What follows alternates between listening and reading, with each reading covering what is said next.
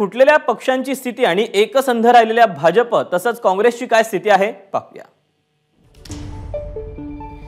शिंदेंच्या शिवसेनेनं 15 मतदारसंघांमध्ये निवडणूक लढवली। फुटलेल्या पक्षांची स्थिती आपण पाहतोय, त्यापैकी 8 मतदारसंघात मतदानाची टक्केवारी घसरली। अजित पवारांच्या राष्ट्रवादीने 5 मतदारसंघात निवडणूक लढवली, त्यापैकी 4 मतदारसंघात मतदानाची टक्केवारी घसरली।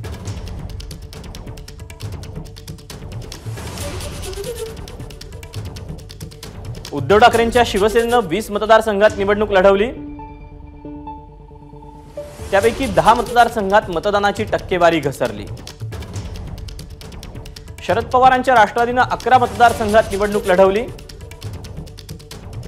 त्यापैकी 4 मतदारसंघात मतदानाची टक्केवारी घसरली। भाजपनं 28 जागांवर निवडणूक लढवली, त्यापैकी 19 मतदारसंघात मतदानाची टक्केवारी वाढली, तर 9 मतदारसंघात मतदानाची टक्केवारी काहीशी कमी झाली।